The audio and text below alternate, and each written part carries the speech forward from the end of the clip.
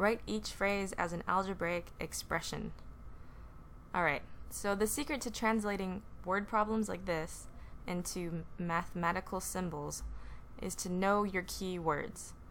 And unfortunately, that means there's a bunch of words you just have to memorize. So I wrote them down here. For add, for example, we got sum, plus, total, more. For subtraction, minus, less, difference. For multiply, you got times, product, and per. Per is a good one. And for divide, we got the fancy word quotient. And there's more. I could have listed more, but these are the basics. You just have to memorize them. Alright, so let's assume you know all of them. And if you don't, you can always look back at this list. How do we actually go about translating them? Let's look at this first problem. The sum of x and 3. Sum is our keyword. It tells us to add. And tells you where to put the addition symbol.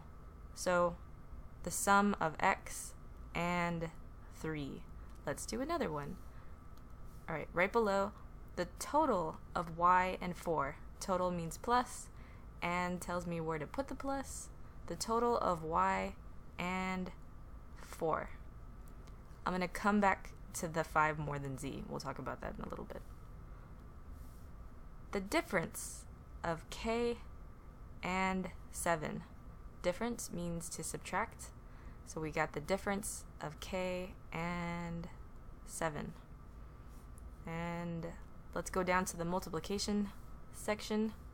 The product means times of x and y. Okay.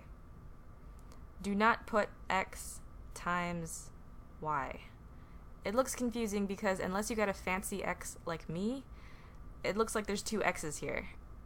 And that's confusing, so don't do that. I'm going to erase it. You should erase it. Don't do that. Your options are x times y, parentheses mean multiply, or, even better, you can just put x and y beside each other. If they're next to each other and there's no symbol, you know they're being multiplied.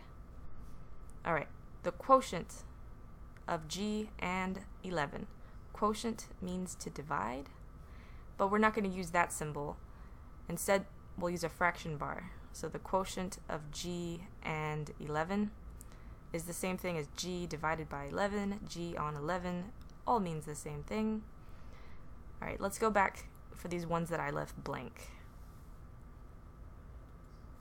5 more than z. More means to add, but than changes the order. Instead of 5 plus z, 5 more than z is z plus 5. I know, it's weird. Than is a switch word. English isn't the most straightforward language, and here's an example. For addition, it doesn't make that big of a difference because it doesn't matter the order that you add. But for subtraction, it'll screw up your whole problem. So for subtraction, you have to pay attention. 8 subtracted from m. From is a switch word.